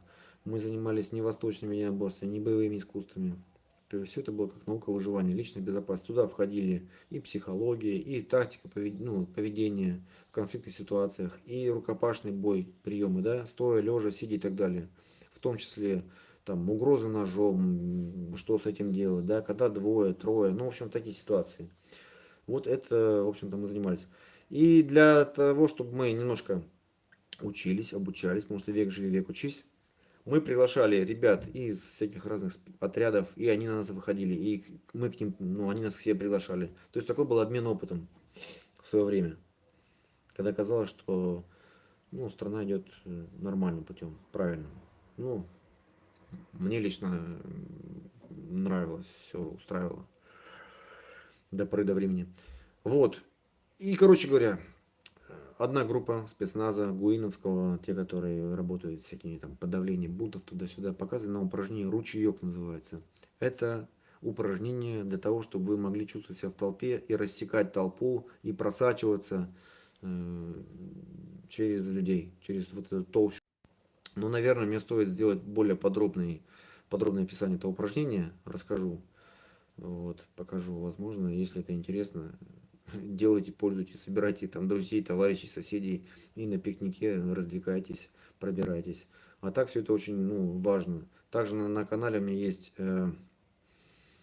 мастер-класс, который я проводил в 2000 каком-то там девятом или 11 году, не помню, давно тоже. На Будда-форумах такие разные там проводили сборища, тусовки. Вот. И я там давал свой мастер-класс, и у меня был посвящен как раз уличному бою, вот массовые столкновения, драки, когда один против двух, когда два на два, там, или толпа на толпу, в общем, вот это все. И масса упражнений. Как пробегать через людей, оббегать, там, как потом с пятнашечками, потом как там кого-то прихватывать, потом разные задания, там, когда уже найдете боксерские перчатки. В общем, много разных упражнений. Потому что все это нужно тренировать, друзья. Вы просто если так вот вы ни с того ни с сего узнали об этом, типа, ага, надо действовать вот так, к периферии, да-да-да, ясно. А, руки надо вот так вот держать, да? Ага, понятно. Это надо потренировать все равно. Чтобы вас не сдавили, да? Чтобы у вас был каркас, чтобы вам грудную клетку не сдавили во время давки. Вы выставляете руки вот таким вот образом вперед и делаете такой маленький как бы каркас, чтобы, ну, чтобы можно было дышать, иначе задохнетесь. Представляете? Кошмар какой. Дальше, как рассекать толпу еще, есть такой способ, когда вы выставляете вперед локоть, да, так вот локоть выставляете вперед, и этим локотком просто как ледокол. Ну, то есть это просто помогает проникать в какие-то щели и раздвигать их, да. Вот, соответственно, упражнение ручеек, вот оно для этого предназначено. Сначала туда ногу засовываете, потом бедро засовываете, потом там плечо, руку. И вот туда, как это, пластичные русские стили проникаете, проскальзываете, внедряетесь. Вот. Либо локоть выставляете, ну это такая жесткая уже, да, такая лоб вниз. И просто пошли таким этим ломовым способом, да. Вот так. То есть это нужно все тренировать и комбинировать эти способы. Где-то пролезли мягко-мягко, да, а где-то просто как этот, на пролом к ледоколу пошли. Все это надо тренировать. В принципе, что хорошо еще помогает, почему борцы, боксеры любят всякие, знаете, типа в качестве разминки и игра регби тоже, кстати, развивает эту тему. Футбол, да, опять же, мы пришли к футболу. Потому что изначально вот американский футбол, это имеется в виду вот типа такого регби, да? Называется американский футбол. Прорыв через толпу, оббегание, перебегание. Так что если вы... Вот почему футбольные фанаты и митинги, и демонстрации, и все такое, это как-то рядом все. Уличные бои. Пользуйтесь, знания эти есть. Уточняйте у МЧСников, уточняйте у полицейских, милицейских, у военных, как нужно себя вести, где скрываться, что такое, как там пафосно называется, коридор смерти, да? Вот эти все просветы, все эти вот проемы, окна, двери, арки и так далее. Все это можно разузнать. Но если вы собираетесь туда идти, я никого не отговариваю, ребята. Это как вы сами считаете. Если вы осознанно это идете, ну окей. Так,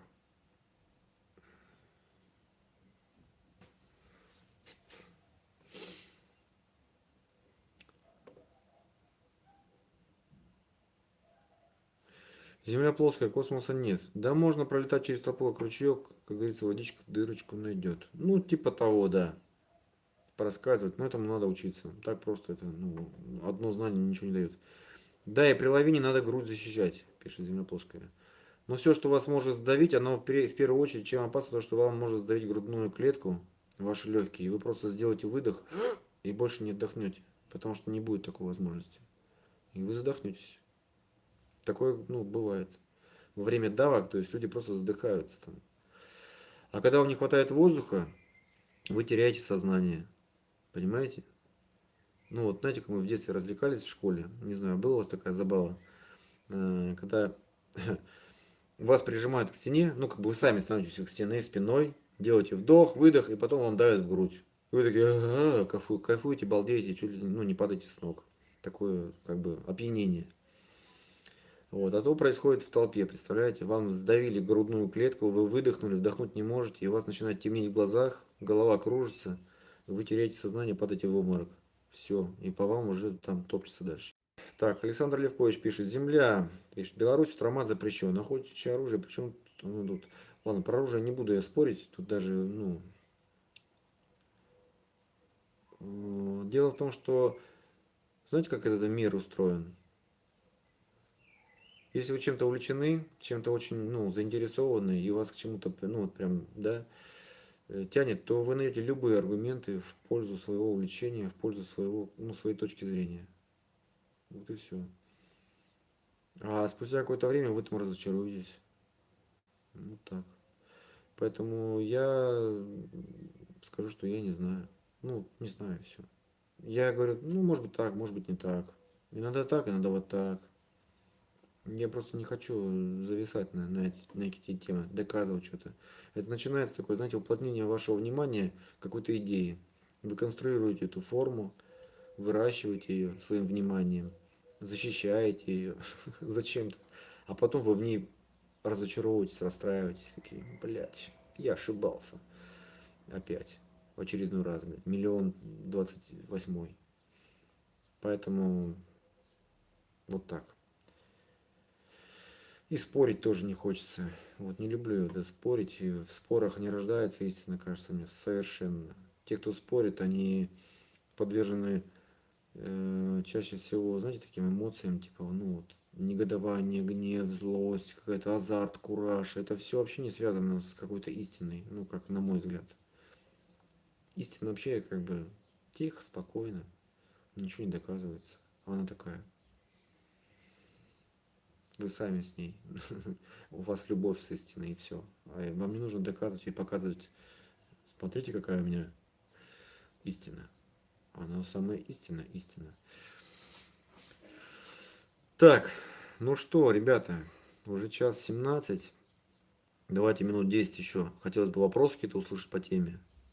Давай, земля плоская, хватит уже про оружие тут пропагандировать. Мы поняли, уяснили. Я думаю, ну это разумно, что с оружием у вас больше шансов на выживание. Так, просто пропускаю. Я пролистываю вот эти все ваши споры. Оружие, не оружие. Да, нет. Можно, не можно.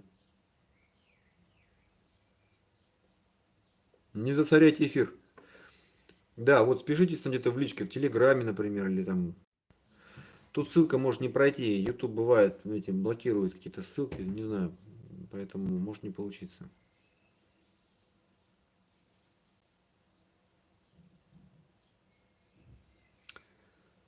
М, Ну, видимо, я все сказал. Тут пошел такой жаркий спор уже по поводу оружия.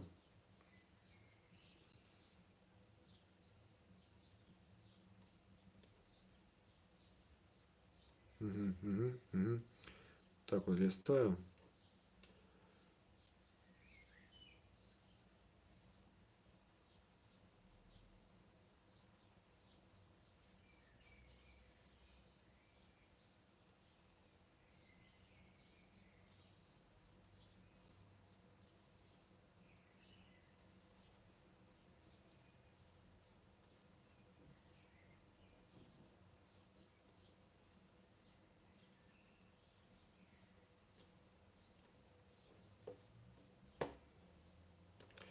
Давайте, друзья, вопросы. Какие у вас есть? Ко мне лично вопросы по поводу... Сегодня просто я возвращаюсь к теме. Мы обсуждали, что делать, если вы оказались в гуще событий, прям в самой толпе, которая митингует, бежит, истерит, паникует, кричит «Ура!» за Сталина, или там наоборот за Путина, или там за Навального, в общем-то неважно. По факту мы здесь находимся в ситуации выживания. Вот, и вас неважно, вы просто будете мертвым, понимаете? Какая разница, по каким лозунгам все это произойдет? Вот и все. Так что вопросы по этой теме есть? Вот Нурислам Абдулаев пишет: привет всем, философия от Макса, знак вопроса. Ну а куда без философии, Нурислам? Как-то, да, я всегда стараюсь либо что-то обобщить, либо что-то из общего выделить какую-то, ну, деталь, да, то есть, как это называется, от частного к общему, от общего к частному. То есть вот так, смотри, под разными углами. Не без этого. Сегодня мы разговариваем о человеке, о личности, индивидууме и о толпе. То есть психология толпы, психология масс, массовая психология, природные явления. И что лучше не оказываться на пути вот, ну, вот этой вот стихии. Ну, собственно, я что тут могу сказать? Я могу личное свое мнение выразить, просто никогда не любил массовых мероприятий, никогда не стремился. Ни дискотеки, ни концерты, ни парады, ни шествия, ни митинги, боже упаси. Вот это все, как бы я, ну, сравнил. С чего я вам желаю? Слишком, слишком это все не прогнозируемо. Так, окей, вот тут новенький у нас еще тут добавился. Кто-то присоединился. Где я видел? Вот, Иван Матвеев, приветствую. Привет, Максим пишет. Я однажды читал про психологию толпы, что ритм может предотвратить давку. Вот, это я не знал. Ритм, да? Чтобы они начинали двигаться все. Ну, это типа способ управления толпой, да. Может, чем опасно, вот я как бы уже говорил про это. Спасибо, Иван, за комментарий. То, что, несмотря на то, что вроде бы одна и та же, ну, идет общность людей с одними и теми же лозунгами, например, вся власть народу там, или вот такое, вся власть советом. Но, по сути, каждый человек, он все-таки различный. Потому что ну, это принцип управления организациями, понимаете. Чем меньше людей, тем проще идет управление. Чем больше людей, кстати, это проблема Российской Федерации в этом еще заключается, как мне кажется, тем сложнее управлять. Сложнее управлять. Вот чисто именно управленческие такие вещи, понимаете. Чем больше компания, чем больше организация, тем ну, сложнее управлять. Вот и все. И где-то начинает все как-то сыпаться, рушиться, как-то вот валиться все. Поэтому попытки вот выстраивать вертикаль власти, не вечную и тоже зыбкую. В общем, сложности в этом. Поэтому чем меньше народу, тем больше кислороду, и тем проще координация между ними. Вот, собственно, вот так.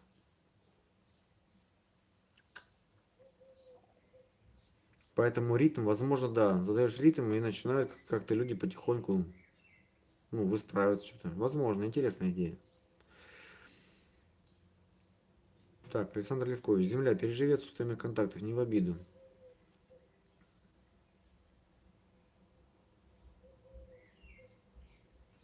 Земля плоская.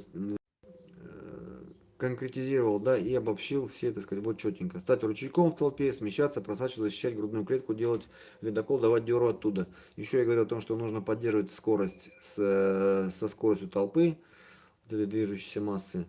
И уходить нужно не перпендикулярно течению, а немножечко по диагонали вперед. То есть потихоньку смещаться. Но чтобы вы не нарушали скорость. И тогда вам удастся вытечь как бы из этого вот потока. Потому что толпу несет туда, где есть возможность течь, то есть заполнять какое-то пространство. Понимаете, это как вода, она вот ищет какую-то пустоту и туда заполняется. А вы должны избавиться, выйти из этого потока. Из потока, блин, из колеса сансары вы должны выйти, понимаете? Должны понять, что все формы, все конструкции это просто все иллюзия. Эти формы вас привязывают. Нормально тогда перебросил мостик. Так. Так, ой, я задел Александра, не хотел бежать своим знанием отчасти. Кого ты хочешь выпалить? Я сам фокусник, бро. Ребята. Александр Левкович, Макс и все остальные, спасибо за общение, удаляю. Всем добра. Александр Левкович, всего тебе хорошего, всего доброго. Рад был тебя видеть. Так, Иван Матвеев, там был пример, что начиналась давка, и пара человек догадались начать скандировать типично: не толкай, не толкай. Ага, хорошо. Все подхватили задние ряды, перестали давить, и люди постепенно вышли из толпы. Ну да, тема. Но видите, Иван, нашелся человек, который, вот ты говоришь, пара человек догадались, то есть те, которые взяли на себя роль управления руководителей, а без руководителей толпа. А так это перестало быть толпой, так это стало... То есть, когда появляется руководитель, ну, некий вождь, некий командир, появляется возможность из толпы сделать какую-то организованную группу. Организованная группа это уже не толпа. Там уже нет такого. То есть там начинается меньше предсказуемости, а больше какой-то, ну, контроля, управления. Вот, собственно. Но без руководителя это невозможно. Поэтому имейте это в виду. Земля плоская. В гостях у выживальщика Павел Дарц. Ищи это видео. Саша Левкович, будет тебе счастье. Тра-ля-ля. Земля. Заполнение проблемы познания по своей стране. Земля плоская. Ты периодически очень сильно себя... Какие-то высокомерные заявления иногда себе позволяешь. И поэтому имей в виду, что... Ну как будет на это реагировать народ? Понимаешь, да? То есть это не облегчает коммуникации, скажем так. Если ты хочешь донести до кого-то какую-то мысль, информацию, то нужно вести себя соответственно, чтобы тебя слушали. Потому что если вести себя высокомерно, если вести себя, знаешь, так, слишком поучительно, слишком так вот цинично, да, то люди не будут слушать просто. Они будут, ну, это будет спор, это будет вот эта конфронтация, конфликт. Потому что люди воспринимают это как некое... Ну, и, в принципе, логично, что они это воспринимают так. Поэтому просто вот такой мой тебе невысокомерный совет, да? Будь как-то проще, будь как-то вежливее, что ли. Человек не знал, что в Беларуси можно оформлять спортивный Макаров, иметь его и носить с собой, применять. Я ему это все рассказал, он же говорит, этого нет, не на этих контактов, чтобы... Мгм. Ну, попытка в любом случае что-то доказать, когда тебе уже говорят, нет, нет, нет, я не хочу. Короче говоря, сейчас скажем так, оставь это. Ну, просто дай человеку, вот ты считаешь, допустим, человек заблуждается. Ну, какой смысл его давить? Ну, какой смысл его обзывать или там как-то еще? Ну, просто позволь ему, с твоей точки зрения, заблуждаться. Ну, окей. Ну, понимаешь? Просто ни к чему это не приведет. Вот это, я тебе говорю точно, да ты че, ебанутый? Я тебе, понимаешь, это все, блин, э, э, нерационально, короче говоря, такой подход. Пусть человек останется при своем мнении. Просто позвольте каждому остаться при своем мнении. Вот и все. Я так считаю. Вот лично мое такое мнение, ребят. Никому ничего не заставляю, не навязываю. Интересно мое мнение слушать? Услышали? Хорошо. Попробуйте. Понравилось? Окей. Не понравилось? Ну, нет вопросов вообще.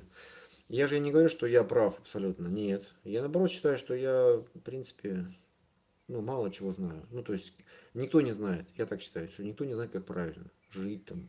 Такие вот смыслы жизни. Я знаю, что жизнь достаточно разнообразная штука. И что человек меняется, и меняет свое мнение. И, блин, Ничего нету категоричного.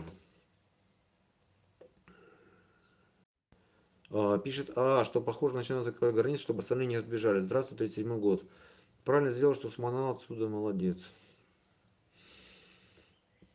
Ну, э, чутье, чутье такое. Привет. Ну, я так и понял, что к этому все движется, поэтому я давно уже как-то, да, почувствовал, что это все не в том направлении, короче говоря. А почему ты решил, что закрывают границы? Я что-то не слышал таких новостей. Где ты такое читал? Хотя сейчас можно читать новости и, ну, как бы и не быть до конца уверен, что это правда. Столько всего фейков, дезинформации. Ну, похоже, да. Ну, закроют. А куда деваться? То есть, ну, со всеми же. Все же враги кругом. Эх. 37-й год. Да, и повторение одно и то же. 100 лет прошло, опять 25. Как так можно? Какой-то прям этот, блядь, вечная русская швабра какая-то. Я не знаю. Так, земля плоская. Привет, границы не закрыты. Лететь можно через Стамбул и прочие города. Ну, да, конечно, всегда есть. Ребят, выход всегда можно найти. Только нужно информацию собрать, вот у земли плоской спросить. И можно попытаться, да, как-то пролететь. Гражданин сам, если не сможешь избежать толпы, то возглавь ее. Ну, это не просто на самом деле, ребят. Не так-то это и просто. К этому нужно иметь какие-то определенные способности. Как один политолог назвал Навального политическим животным. Понимаете, это нужно просто быть биологически таким готовым. Это вот возглавить, демонстрировать, взывать к толпе, вот это все. Я лично вот не готов на это, понимаете. Это должно нравиться, понимаете, здесь должно быть такое стремление к власти. Поэтому, когда обвиняют Навального в том, что он стремится к власти, ну это смешно. Ну стремится, и что такого-то? Ну, блядь, и чё? Ну люди-то разные. Путин не стремится к власти, нет? Уже сколько лет он нарушает все свои обещания, в том числе.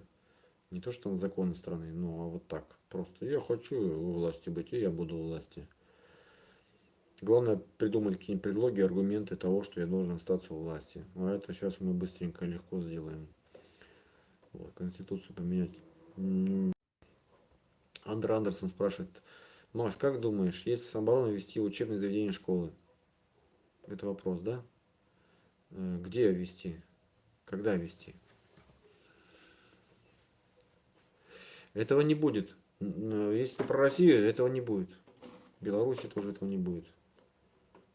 Да даже в Украине, мне кажется, тоже этого не будет. Ну просто не будет этого и все.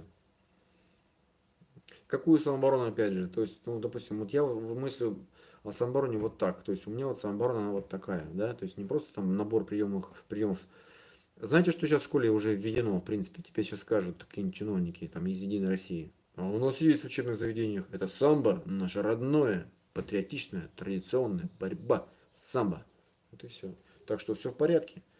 В учебных заведениях есть типа самообороны. А как я вижу самооборону, ну, не буду ее нигде вводить. Потому что это... В учебных заведениях задача какая? Сделать винтики, сделать граждан лояльных, послушных системе. Вот и все. А самооборона, она немножко такая, делает людей более самостоятельных, более независимых, которые могут выражать свое мнение, там, да, или просто, ну, как бы сторониться, избегать вот этих вот всех движух массовых и так далее. Самооборона, она больше, ну, как бы индивидуальное средство, понимаете? Не...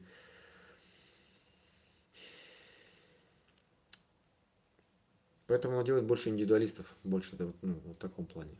Поэтому кому она нужна? Никто ее не будет водить никогда и никуда. А если ведут, это будет просто не самооборона, а некий фейк. Вот и все. Типа самбо, там, типа такой вот патриотизм, гранату метать, побеждать на соревнованиях, на спортивных. Вот и вся самооборона. Короче, делать из этого некий тоже элемент. Ну, как раньше это было в Советском Союзе. Все занимались боксом, самбо, патриотично. Советский гражданин должен быть готов бросить гранату, задержать шпиона. Я помню эти книжки про пограничников. Там приемчики тоже были. Так, земля плоская. А, я не давлю, не обзываю никого. Земля плоская. Но я говорю, я со стороны тебе говорю, что это так выглядит. Возможно, ты думаешь, что ты не давишь. Но со стороны это выглядит так. Поэтому прислушайся. Нет, пишет земля плоская. Я вам скинул в личку ВК видео про оружие белорусов. Окей. Говорлаур, не всегда получается, не у всех иметь с собой оружие, а жить охота. Нужно тренироваться прежде всего. Так, нужно тренироваться прежде всего. В школе есть ОБЖ. Да, в школе есть ОБЖ, с этим проблем нету. В Украине вроде хотели вести Крав-Мага.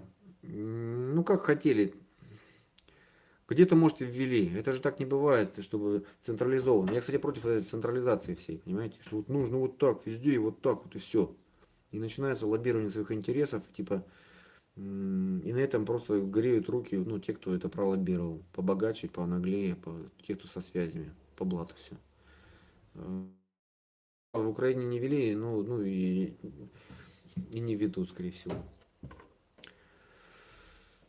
Хотели вести, я знаю, там Антон Фарб есть такой, да и другие ребята там есть.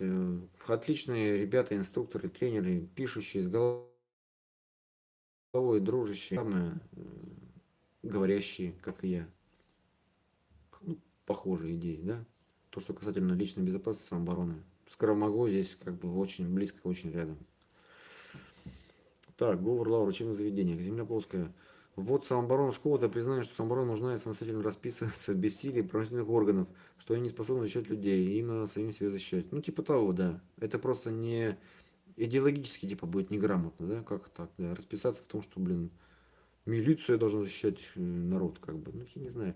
Опять же, смотрите, самооборона, если так массово, да, всех обучать приемам, это небезопасно для власти, мне кажется, тоже. Но, опять же, по таким соусам. Я-то говорю о том, что самооборона для свободных людей, понимаете, для самостоятельных, для независимых, для инициативных, которые готовы взять все в свои руки. Ну, гражданская активная позиция, понимаете, которые знают свои права, блин, которые вот за них, ну, активные. А кому это нужно? Никому это не нужно. Поэтому какая самооборона? Самооборона, она, получается, не может быть массовой или такой популярной как-то, понимаете.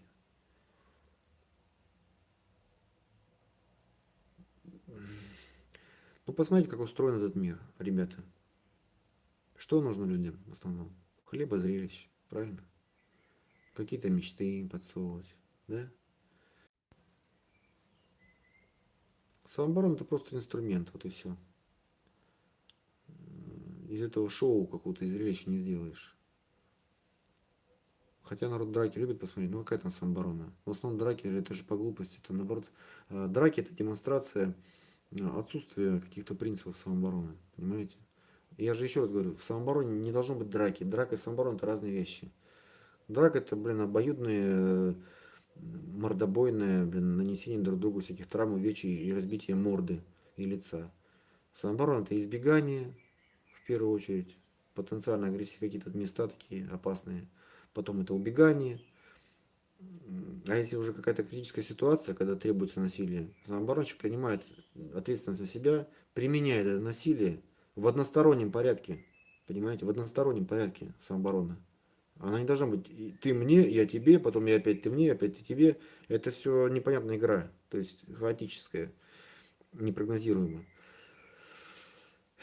Понимаете, самооборона это когда вы избегали до последнего, то есть так, гибко обходили, а потом уже просто действуйте наверняка, потому что нужно уничтожить это все препятствие, а не играть в дуэльные игры. Туда-сюда, вот драка, там, благородство и все такое. Нахера нам нужно благородство? Вы к этому не стремились. Вы всячески пытались избежать этого конфликта, этого разговора.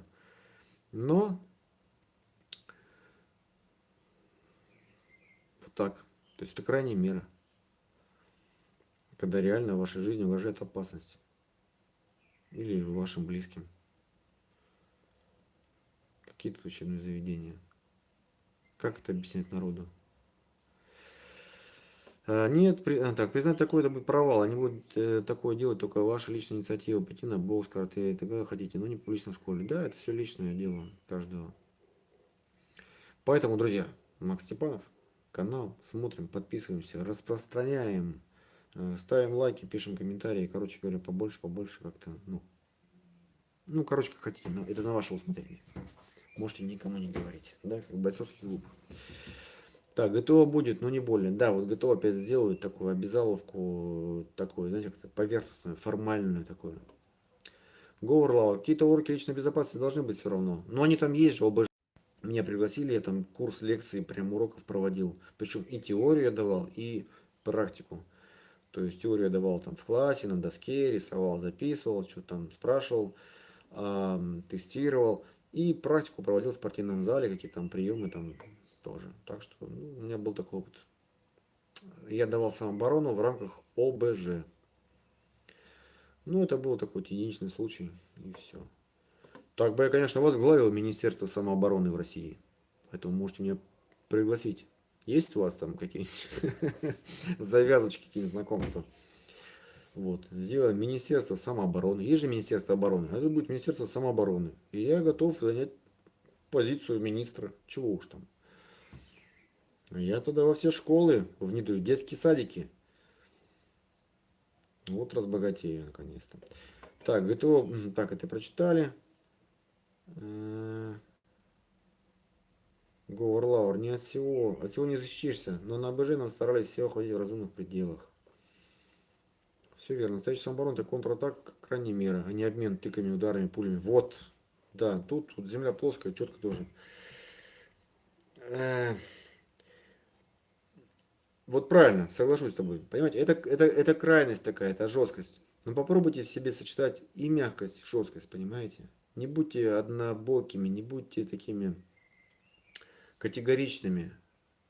Я либо очень мягкий, щеки подставляю, и только так я умею, могу оправдывать свою трусость, там, да, свои страхи какими-то, блин, любовью, философией такой, религией. Либо я такой жесткий, суровый, такой в камуфляже хожу, всех поубиваю, вот у меня тут нож, здесь у меня, блядь, пистолет, здесь у меня газовый баллончик в трусах спрятан, ну и так далее. Понимаете, перекосы. Я призываю вас, друзья, к балансу, к гармоничному развитию личности, понимаете? Вот так. Как это в школе преподавать? Это очень сложно. Просто я имел когда-то дело, но с такими формальными разными там образовательными структурами, блин, ну это капец. Это такой, блин, дебилизм. Это надо какие-то планы составлять, количество часов, понимаете, там, конкретные темы, наименование там чего-то, что должно входить. Такая бюрократия, такая тупость, там полностью отсутствует ну, какая-то импровизация. Про министра самообороны я пошутил, поэтому, да, не воспринимайте это всерьез. Так, земля плоская, мои любимые уроки были физика, химия, ОБЖ, труды. Андре Андерсон, факультатив самообороны в школе должен быть. Я лично не против. Лично не против. Но только под моим четким руководством. Вот. Я готов организовать курсы, всесоюзные российские курсы инструкторов по самообороне. Я уже это делал однажды. Много-много людей ко мне съезжалось, практически со всей России, из Омска, из Ростова, из Питера, в общем, обучал. И сам ездил, ко мне в Москву приезжали. Поэтому могу. Так, Говорлау, в школах на ОБЖ в основном теория. Андре Андерсон, зачем? Зачем? Да, зачем? А зачем? Микола Мельник. У меня была такая ситуация, пишет. Били толпой. Выход один. Убегать. Разумно. Если зажали бьют, значит надо бить на опережение, поколением в пах и убегать. Вот и вся стратегия. Согласен. Все правильно. Микола Мельник. Четко. Без сказок, без мифов. Так и есть, ребята. Избегайте, убегайте. Для чего? Для того, чтобы, блин, снизить риск попадания на кладбище. Понимаете? Тем более уж не лезьте в толпу, которая идет куда-то там что-то митинговать, протестовать, а их хуярит другая толпа, только вооруженная, обученная и злая очень, которая на зарплате и считают себя элитой, понимаете? Самураями они все считают. Так, Микола Мельник пишет, нехорошо, земля плоская. Если детям сказать, будем учить вас самообороне, они посмеются, скажут, мы сами вас научим чему угодно. Ну это да, кстати. Это сложно, это все. Детей учить самообороне, это такое дело, знаете, неблагодарное. У них игры, у них спорт. Вот это для них нормально. Побегать, повеселиться. Внимание у них очень слабо развито. Друзья, ну что, час 44 уже, да, что-то засиделся. Давайте, последний вопрос есть какой-нибудь ко мне? Если вопросов ко мне нету, то, друзья, смотрите мои видео на канале, ставьте лайки, пишите комментарии. Вторник выходило мне видео, в четверг вышло видео, сегодня утром. И какие-то, если вопросы появятся, пишите мне. Так, Земля плоская, космоса нет, пишет. Спасибо. И тебе спасибо. Давайте тогда скажем друг другу пока-пока. В чатике давайте пока. Я пишу вам чао. И жду, когда вы мне скажете тоже чао или пока, или до свидания. Так, Андрей Андерсон пишет. Макс, ну раньше в нулевые у вас был активнее спецкурс и так далее. Да, конечно, раньше был активнее. Ну, ну это же естественно. И я был другой, и народ был другой, и страна была другая. Андрей Андерсон, обратите внимание, страна сильно изменилась с тех пор. Сильно изменилась. Поэтому, естественно, что... Так, Земля плоская пишет. Пока аригато, сенсей. Вот, аригато. Горор пишет. Аджеш летечь. Аджеш летечь. Это какой-то, видимо, неизвестный мне язык. Да? Говор, ты так попрощался, наверное, да? Ребят, все, тогда давайте всех вас обнимаю. Желаю вам всего доброго, хорошего. Пусть вам все будет в радость. Хороших выходных вам. Завтра воскресенье, тоже отдыхайте. И что еще пожелать вам? Что ты там в начале чатика указывал? Ну видюшечку вам там где-то скидывал. Посмотрите, да? Ручеек.